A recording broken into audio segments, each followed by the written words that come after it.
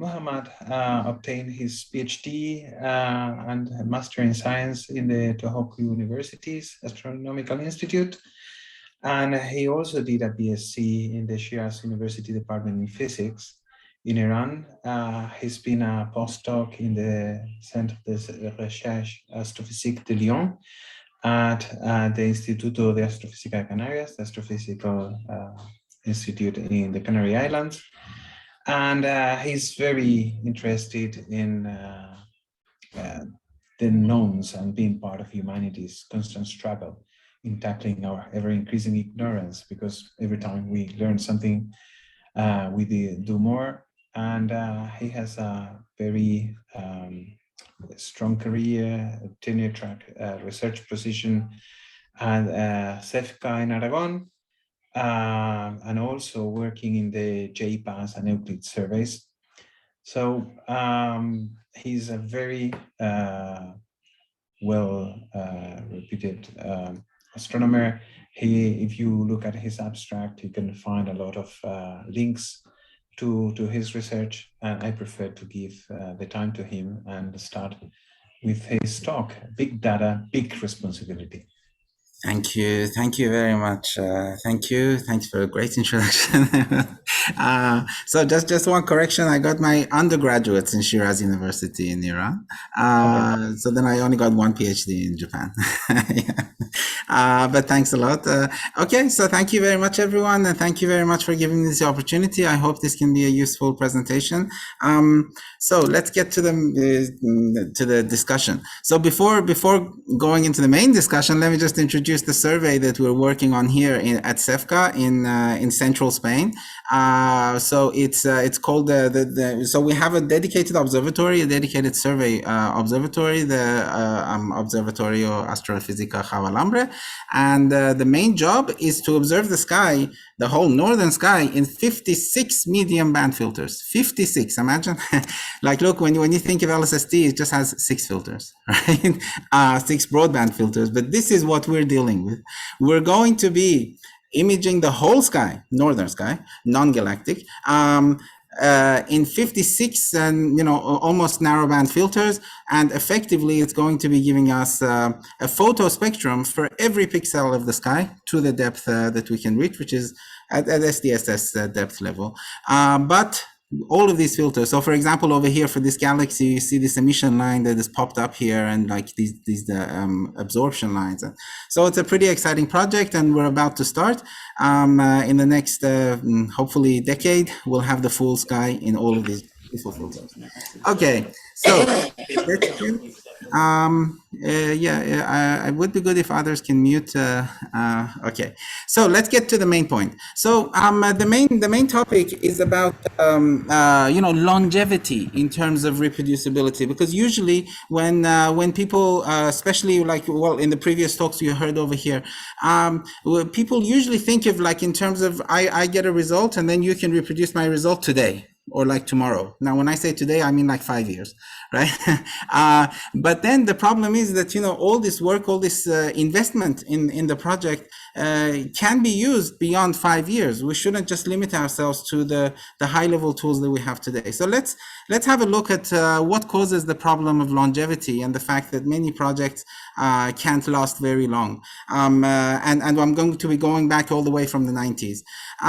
So just as a rough outline of a science project, right? You have software, you have data, and then you build your software, you run your software on your data, and boom, you have your paper and your press release, like today's Event Horizon press release. So you have all of this fancy fanfare, you go for champagne and everything.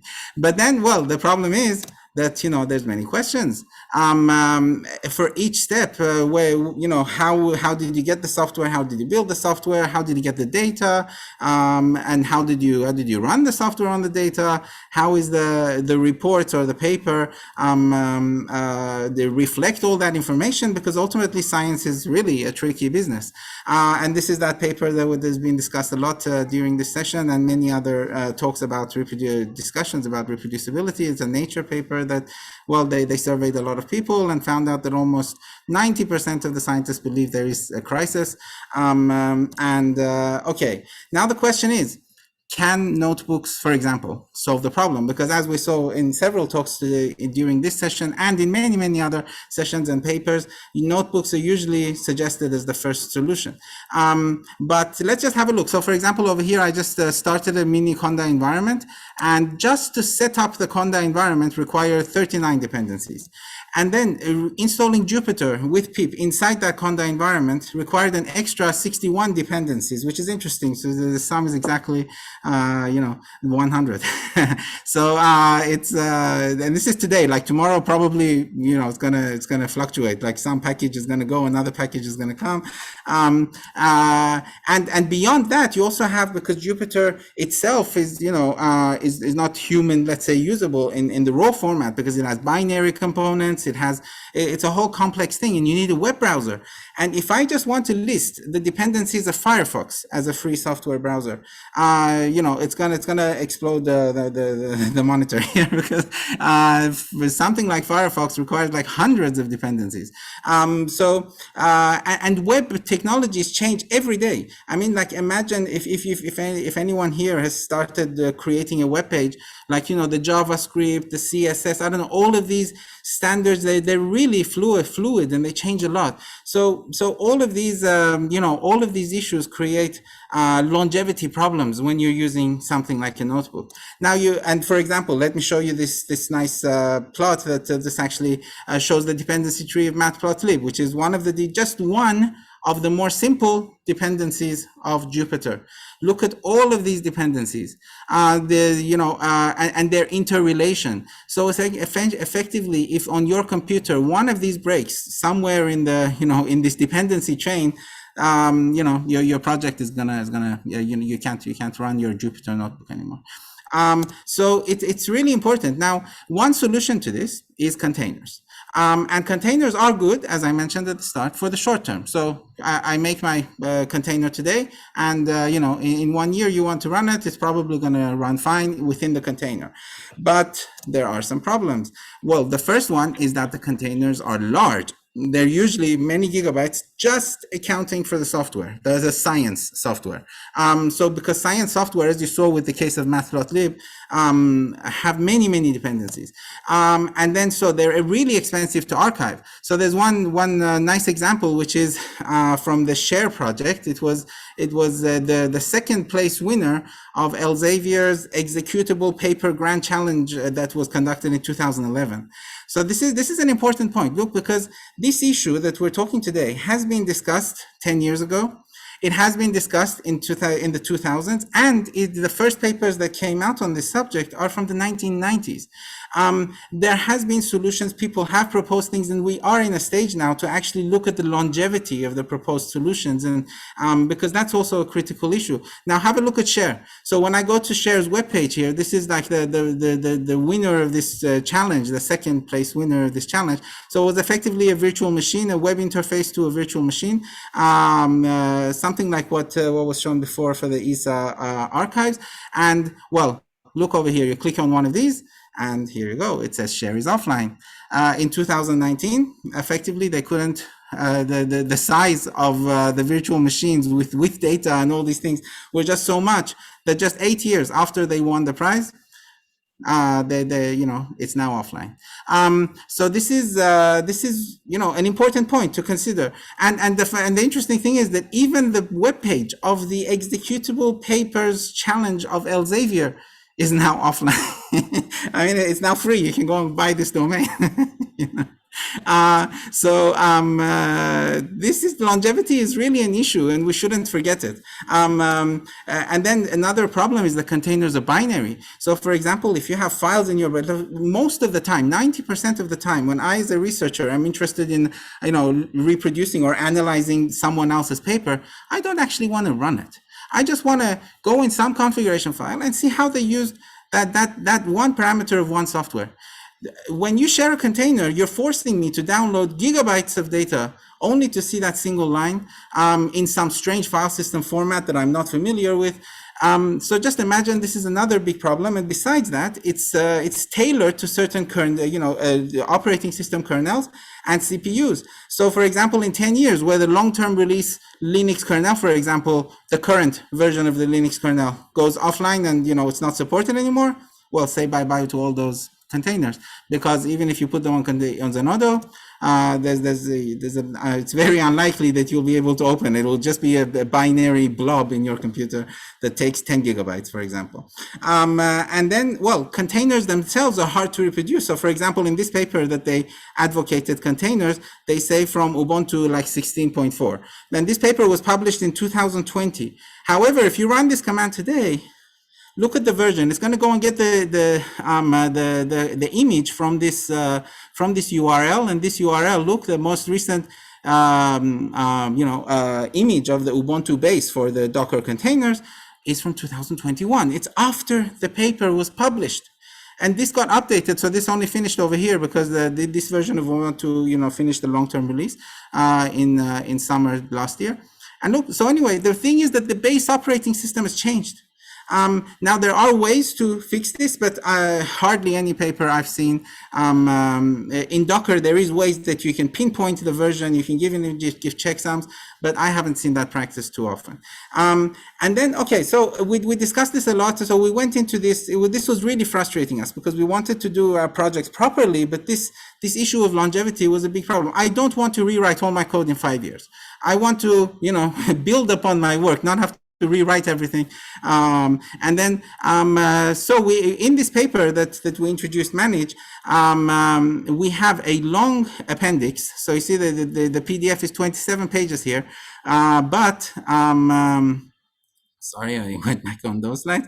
The main paper finishes on page 8. You see, it's like 20 pages of appendix where we do a full survey, a historical survey, and the longevity problems of existing solutions. And we've listed all the proposed, well, many of the, something like 50 of the proposed solutions all the way back from 1990. And we've discussed how most of the older ones, how and why they were created, what their method was, and why ultimately they were depreciated or lost or or abandoned. Many of them were abandoned, and just because the technologies changed. So like many of them were in Python 2, and with the change to Python 3, the developers just said in their webpage, sorry, we don't have the resources to redo our things. Bye-bye. We're not developing this anymore. So, okay, so here's the solution. So this is what I've been working on in the last effectively 6 years in parallel to my research. And it actually evolved as part of my, doing my astrophysics research. I wanted to do it properly. So it just grew gradually, and then people joined and we grew it. So it's called Maneage, which is short for Managing Data Lineage. And it got published in CISC, which is the same journal that published the NumPy, SciPy, Matplotlib, and many influential computer science, let's say scientific software papers. So we also got a grant from RDA, the Research Data Alliance, in 2019 for almost 2 years. And that was a great boost to this project. And while I was at IAC, and also it got reviewed in Nature Astronomy News and Reviews. So I really like the title. They wrote this without telling us. So then after they wrote it, they just said, oh, we published this about. So it's like a blind referee report. And it's not fully always kind. So this is this is good, a good review. You can think of it like that. Oh, and by the way, for the paper, we actually got 5 referee reports, so that the editors were really interested in this. So yeah, these are the resources that you can look into. So let's now describe the solution after this relatively long introduction. Well, one of the first things we should clarify is definitions, right? Because like, especially in the first day, it was discussed like time domain and the fact that like you can't observe something twice. That's not well, in this definition, if we take the National Academy's report of 2019, that's not reproducibility, that's replicability. Replicability involves obtaining new data, and that is never exactly reproducible, because every time you observe data, you have noise, and that finishes exact reproducible. You have statistical reproducibility there. So for example, yeah, this is an observer from the old times. But we have another concept of reproducibility, which is essentially the moment the data comes into the computer. From that moment on, when we say reproducibility, we mean after that. not data collection. Data collection goes into the subject of replicability. In this definition, now there are other definitions, but I'll just stick to this definition. Okay, so the founding criteria of this method is that we want it to be complete. So we don't want it to depend on anything beyond the minimal Unix operating system. We want it to be modular, so it can be, used in many scenarios. We want it to be fully plain text. We don't want to use any binary format, just ASCII or Unicode. The only way you can binary this is Unicode. The most complex way is Unicode. And then, so we want it to have minimal complexity, and this means that don't use the fashionable tool of today. So if something is in fashion today, be sure tomorrow something more fashionable is going to come, and that's just going to add complexity in long-term science projects. And we want the inputs and outputs to be automatically verified, and finally we want it to be fully free software. So how do we do that? So for example, well, the whole thing was plain text, right? So we actually, with every paper, there's actually a plain text file. So the first part, I'll focus on the software building and environment building. So look over here, essentially we have a plain text file that has the versions of all the necessary software that are used in the project. And this actually includes everything from the C compiler up to the science software. So like when a new CPU architecture comes, you just have to fix the C compiler. Well, hopefully the community is going to fix the C compiler for that. And then, so this Maneage is not even going to rely on the host C compiler. Well, only to the extent that to build the C compiler of this specific version of the C compiler that we're using. And then it's going to build everything from there. So it even builds bash, make, GNU core utils like lscp, awkset. It even builds LaTeX. So it doesn't rely on your host operating system for that. It's not going to need root permissions at all. It's all plain text, and it's going to be built in a file without root permissions. So you can you don't have to go communicating with HPC admins all the time. So it's gonna, and every project has its own separate build directory. So you can have multiple projects with different directories. For example, this is one paper that it's built. And because we build the main software ourselves, have a look here. This appendix of the paper, this actually mentions the versions and names of all the software from the C compiler. So even the dependencies of dependencies that you may forget, if they have a paper, they're going to be cited here. Look, they're actually blue, so you can see in the citations.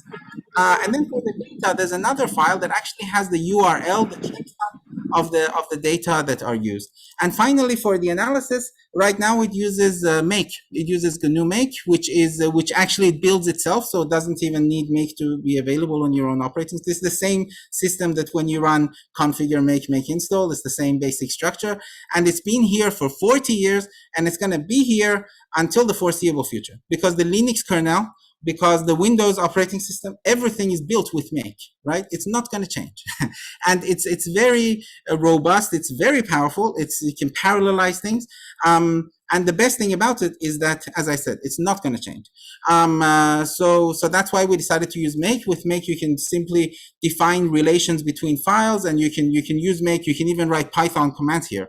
After the tab in make, you can write Python commands. You can write whatever you want. It doesn't have to be shell. It's a high-level thing. It's not a low-level analysis. It's just a workflow. And finally, for the paper, now this is actually what got the whole project started, because of this paper that I wrote on a detection software. So, for example, look, you see this on the right side, you see the PDF, and on the left you see the LaTeX source. Have a look. None of the numbers in the PDF are numbers in the LaTeX source. In the LaTeX source, you see this variable, this macro, this LaTeX macro. All of these macros come from this file, and this file is actually generated in the same. So each line in this file is actually generated in the same analysis steps that actually does the job. So for example, when I update a parameter in one of my configuration files in one of my software, my final paper is going to get automatically updated. It plots, its images, everything is going to be automatically updated. And so for example, I'll just show a very fast review. So over here, you can see like paper PDF is the final target of like all scientists, right? So you want to make paper PDF. You have paper.tech. This is actually the project.tech that has all those macros. They all get verified with check checksums. So I'll show you this in practice in a moment. And then like this is one paper that I'm showing like how effectively the dependencies come. Like over here we have the URLs. This is an Excel file that this project we're using had, and then it gets imported, it gets prepared, the data, the plot information get ready, they come into this demo plot.tech, and then this gets verified and goes into the paper. And then like we report everything, like for example the URL we downloaded the data from, and so on. And this is easily expandable in a modular way, which is completely independent. And there's a file structure. So this was especially mentioned in the first thing, and this is very useful because like we're now working with a group of about 10 early career researchers in PhD and postdoc level, and they're all learning proper file system structure, proper Git, proper LaTeX, proper Make, proper Python, because everything is already here. Look, all the file structure is already here, and you can easily start your project. So how do you start your project? So we have the answers to all of these questions in this plain text basic thing with Git. Right, so you have today is one version, tomorrow is another version, and these are just different commits in Git, right? So your project, so Maneage is actually a Git branch. You have this core Git branch, which is the shared among all projects that use Maneage. And we have many as well. Many are published already and many more are coming. So then, for example, you branch off the main Maneage branch and you start your project. You go on and go on, and you just commit, you add the title, you add the abstract, you start adding your analysis. And with every commit, look, you can change the software, you can change the data, you can do whatever you want. And in the background, based on like, the inputs from you and everyone else who's using it, the Maneage branch also gets updated. And then anytime you want, you can easily merge your branch into the Maneage branch to fix the very low level things that you don't want to worry about. Like as a scientist, I don't want to worry about the version of GCC.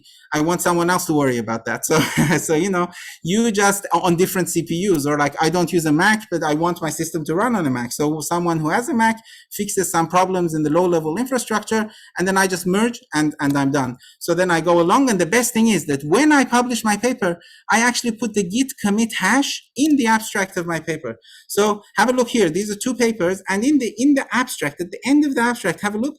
We've put the Git hash. So this is, this actually is really like a stamp of, verification, because everything is under control for this paper. And for example, let me show you one example here. This is one paper that used Maneage, and it describes this detection software that I've been working on. So, for example, you can just come to the,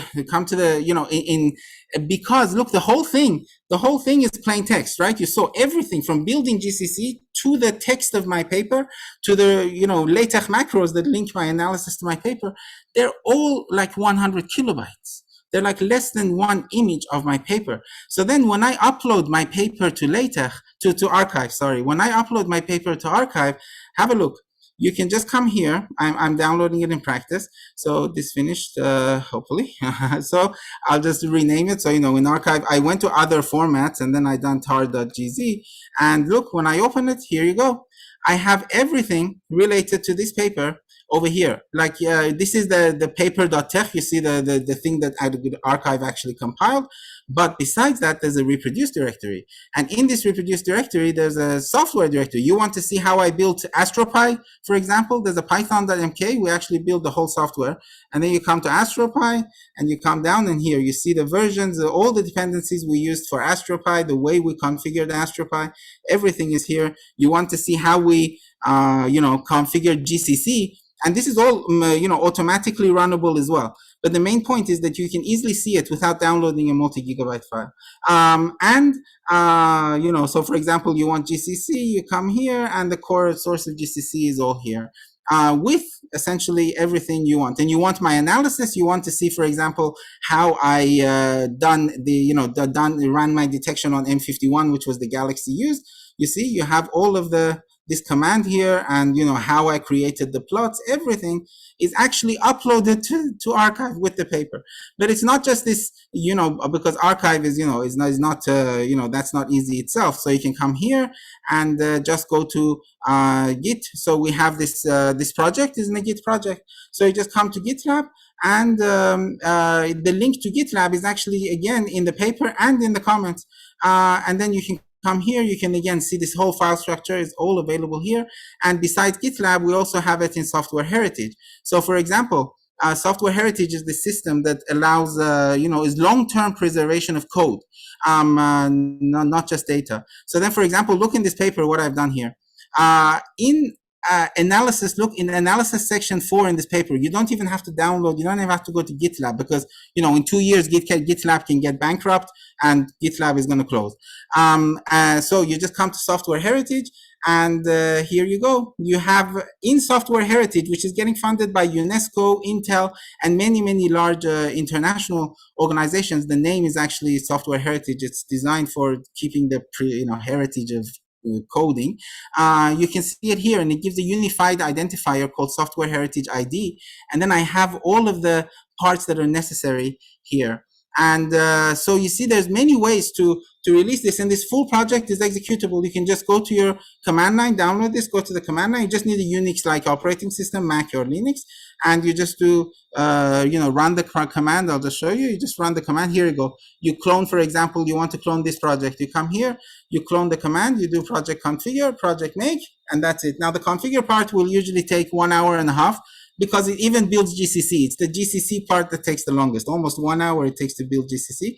But then after that, you're fixed. You don't have to change anything. You can continue with your project, and then every time you run project make, it does it, well, depending on the size and volume of your data, it will do it fast. So yeah, just as a final thing. So because all of the projects, so now you see like these are several papers that have already been published in the system, and it's not just data analysis. We also have simulations. We also have COVID papers that are using the system. So we have many, it's being used, for example, in many different scenarios. And so it's been tested and it's being improved. So this will allow something like, running machine learning algorithms, because look, there's a core manage branch, and then as you saw, all of the projects branch from that core manage branch. So that creates a baseline for all the projects. And then you can do like things like machine learning, like when 1,000 papers, for example, study galaxy evolution with the system, then you can say, okay, I want to study like galaxy evolution. You can track things and find, like, for example, the best data set for some particular science scenario. Okay, this is the end. I can just say these slides are available here. There's a YouTube recording of a longer talk, almost 1.5 hours about this, if you're more interested.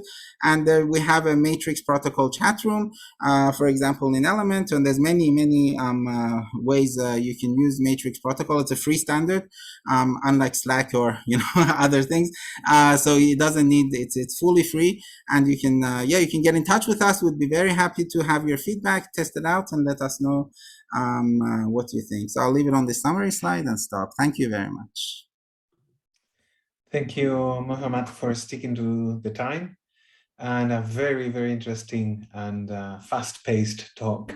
Sorry about that. I've been trying to follow the Slack chat, and I see that there Pedram has been putting the links to the papers that have been mentioned, but I don't see any questions. I see someone is typing a few.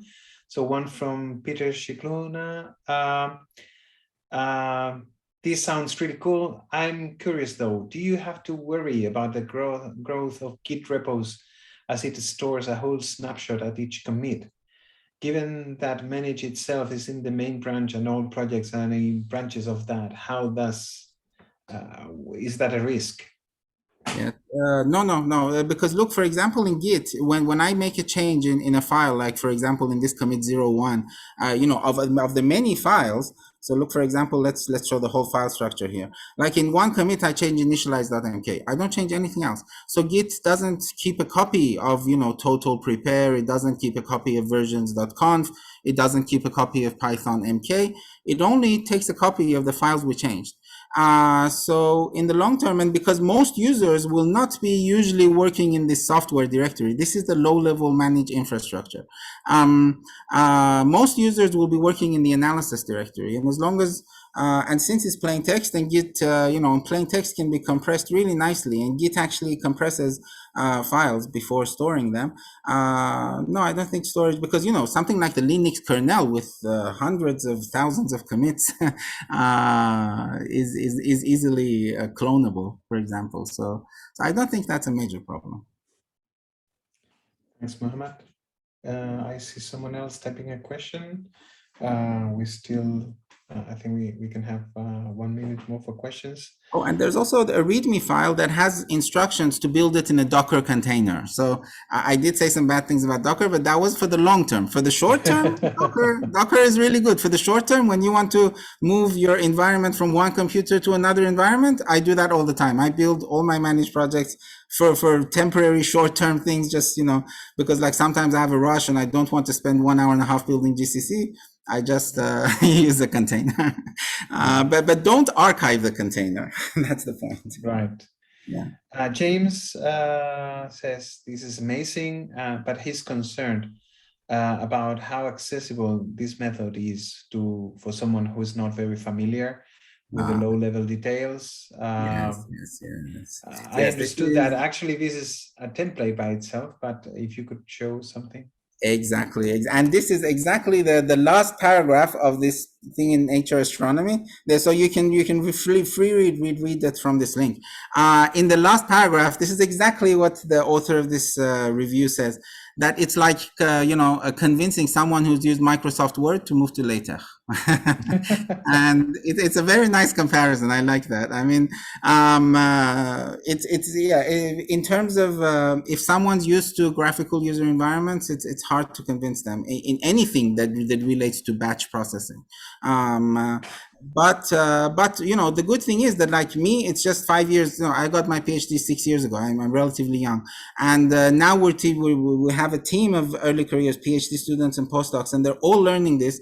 And in the last 6 months, they're now doing all of their things in beautiful Git commands, because Git commits, because there's a standard, there's a template, there's a file structure, and like I always tell them, look at the commits in the manage branch and try to follow that standard. Do a nice message when you're writing your LaTeX source, when you're writing your Python command, when you're writing your C command, I don't know, whatever language you're working in. There's already an example in the template. Go and pick that up and start editing that.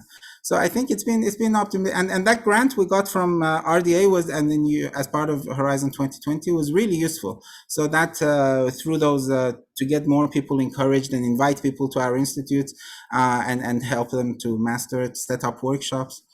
So I think it's up there. So I'm optimistic that it's a good way to teach people proper workflow design and programming and management and everything. Thanks, Mohammad. I see there was some, yes, another link there. Let's thank Mohammad for the talk, and let's try to give a good round of applause and the floor to our next speaker.